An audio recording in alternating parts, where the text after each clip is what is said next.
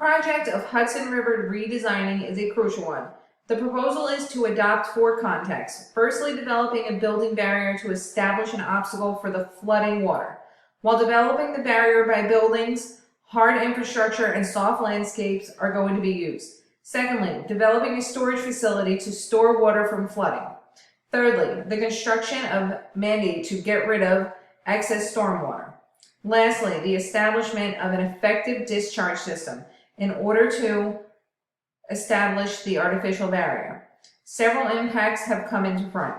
Among them, environmental issues, health impacts have taken place among the highest concern.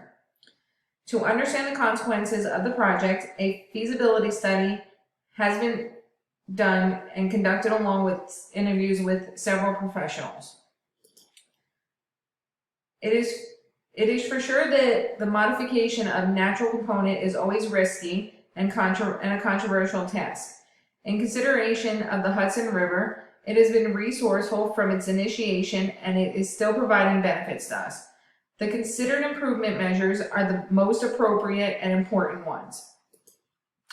Firstly, the place is considered as vulnerable for water overflow. Those have been given greater concerns as those points may be the reason of distraction of any normal time as well. So, the proposal is to build a structure to resolve the issue. A stone wall may be the best option. Along with a stone wall, boulders may be placed accordingly to reduce the impact force on the stone wall. It will not make any harm to the riverside. Secondly, to construct the artificial barrier to resist the flooding, there is an argument about contamination happening probably during construction. The use of modern machinery and certified environmental monitoring units will work well together to eliminate the contamination context.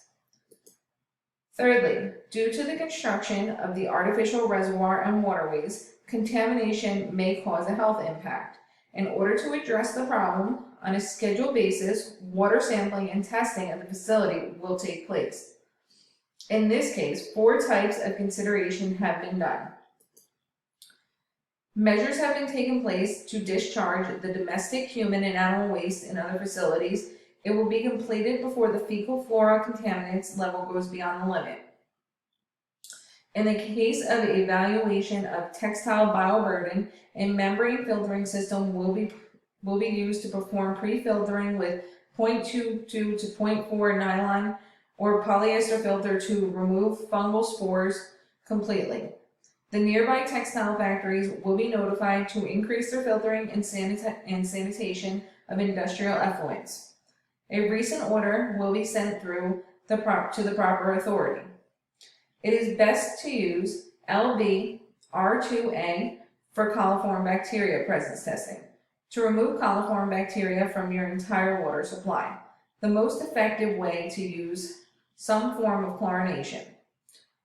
Chlorine can be injected into your water supply with the use of water conditioning system, eliminating all forms of coliform and bacteria, and making your water safe to drink. In this case, after testing and getting an overvalued report, proper action will be taken place. Microbial interactions occur by the transference of molecular and genetic information, and many mechanisms can be involved in the exchange, such as secondary metabolites, cytospores, quorum sensing, system biofilm formation, and cellular transduction signaling, among others. The PCA principle is going to be used for managing the change of the variables in accordance with the interaction. However, the redesign is important for the neighborhood safety. In addition, the project also needs to minimize or eliminate the hazards. So the above mentioned corrective and protective measures are going to take a preliminary basis in the progress of the project. More initiatives and actions will be taken when necessary to retain safe and beautiful surroundings.